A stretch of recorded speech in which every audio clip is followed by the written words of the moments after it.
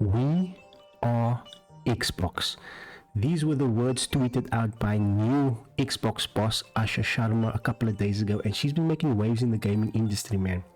She has been making waves. She's made a lot of promises, but as we know, action speaks louder than words. Although she did a very great thing, and that was, first of all, reducing the price of Xbox Game Pass. Now, yes, that price drop does come with Call of Duty no longer releasing on Game Pass day one. But given the state of Call of Duty, who really cares? You know? Now, we are Xbox. These words tweeted out by Asha indicates that Xbox is shifting their position. They are changing gears, right? I think they are trying to reposition the Xbox brand as the main focus, right? Because as we all know, the Xbox brand has been diluted, has been watered down over the past few years to such an extent that people no longer care about Xbox, if I have to put it plain and simple. You know what I'm saying? That's not necessarily true, because there are still people that care about Xbox, including myself. We want to see Xbox succeed in the gaming space, because if there's more competitors, it means it pushes each of these studios to do better and deliver better quality. But the Xbox brand, as we know, like I said before, has been watered down. So what Asha's trying to do here in this past couple of days, her statements and the things she's saying here, she's trying to build that brand of good faith and quality with not only the team and the business, but also with the players, and this is good. So let's dive into this and see what she's saying. She says, we have work to do. Players are frustrated. Damn right, players are frustrated, because Xbox went from such a great generation in the 360 era to being completely fumbling the ball with the Xbox One. And then Phil Spencer came in. Phil Spencer, he tried, and not to say he failed, but he brought good changes like Game Pass and all those things, right? But then it took a dip again, and I mean, players are frustrated. There's a lot of things that players are frustrated from mid games to poor execution to the lack of communication from Xbox. I mean, come on. To them actually making their own console, people that invested into the ecosystem, making it completely useless, you know, making them not feel valued. So obviously players are frustrated. He goes on to say further, new feature drops on consoles have been less frequent, our presence on PC isn't strong enough, pricing is getting harder for people to keep up with. That's damn right, because gaming feels like it's now for the rich and not for the poor or the middle class citizen, man. Gaming is expensive. And core experiences like search, discovery, social, and personalization still feel too fragmented. Developers and publishers are asking for more, better tools, better insights, and a platform that helps them grow faster. This is true. I can't recall now, but wasn't there a price hike as well as to the hardware they were supplying to developers to create the games on the Xbox platform? I mean, that was also crazy. Furthermore, it goes on to say, at the same time, a new generation of players is coming online with different expectations. Their time split across games, media, and everything else is competing for attention.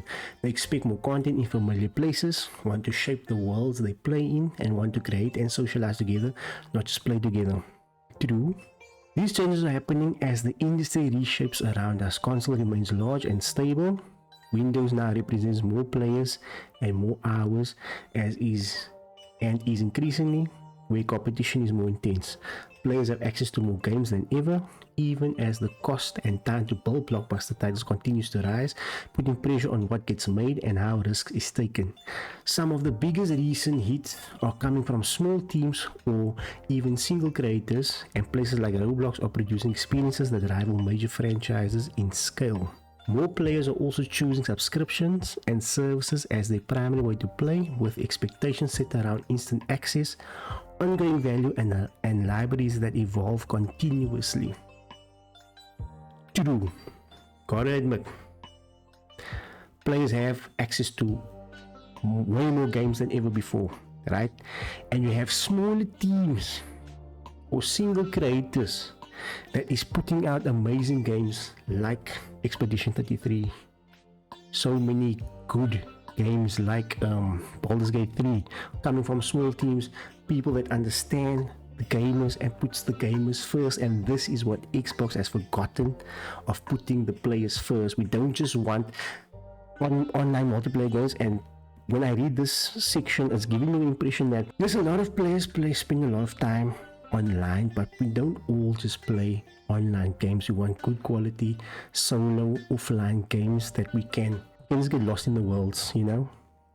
So not everything needs to be online. Furthermore, it goes on to say the industry is becoming global and competitive. More than half of the market's revenue, players and growth are happening outside of our core market.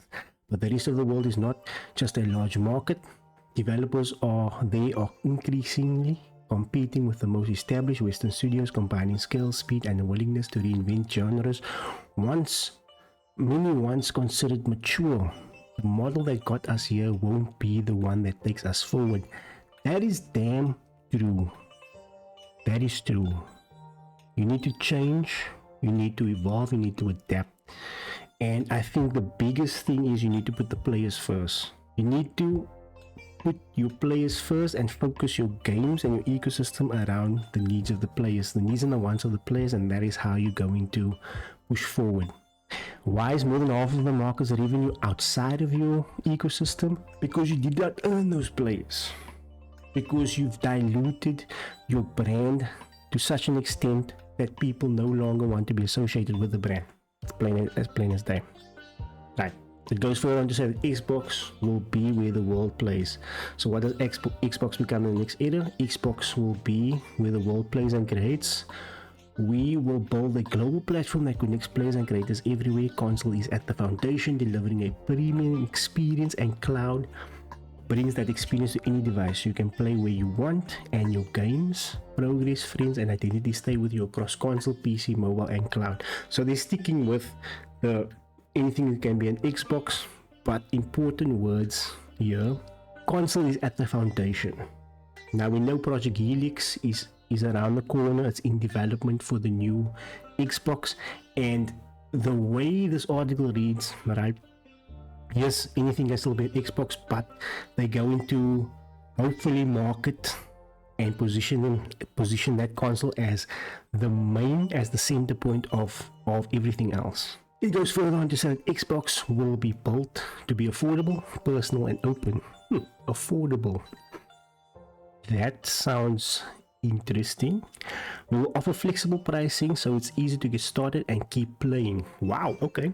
So, now what does this mean? Does this mean that I can tailor my Xbox Game Pass package to my needs and my wants to make it more affordable to me? Is that what that means? Is that what that means? Sorry. The experience will adapt to you, letting you customize how you play, helping you find what you love, and connecting you with the right people. Again, sounding like I can tailor my package to what I want. Would that be the case? I doubt it, but let's see. And will be open to all creators, from individuals to the largest studios, giving anyone the tools to reach a global audience and keep their games growing over time. Our new North Star will be daily active players. Okay, so you see, they're going to focus on how many daily active players they got. So whether the title is on PC, Xbox, or whatever, when you sign into that Microsoft or that Xbox profile, that is what they're interested in, how much players are playing daily or how much players are actively playing on the ecosystem. We will execute this through 4 priorities: hardware, content, experience, and services. Again, it says hardware first. So is Project Helix going to be the foundation and the center of the entire ecosystem? Because that is what has to happen. The console needs to be the center point, and everything around it, is built around it. That is what should happen. So let's look at hardware. Stabilize Gen 9 as a healthy and high quality base. Deliver Project Helix to lead in performance and play your console and PC games. Now I know Project Helix is going to be a hybrid of a PC and a console, which is great. But here's the other question. if it's going to be sort of basically a PC, do I still need to pay to play online? That's the question. I think that they will still need you to pay for Game Pass or Xbox Live or something like this, Xbox Gold to play online, because at the end of the day, it's still technically a console. But that's gonna suck though. Then leading comfortable personal high-end performance accessories. That will be great to have nice accessible accessories and build a strong ecosystem that expands choice and reach. Then content, grow and extend an enduring portfolio of franchises players love. Grow and extend. Okay, so grow and extend meaning what? Mergers and acquisitions. Is the plan to acquire more studios and extend or build upon existing IP, existing acquisitions?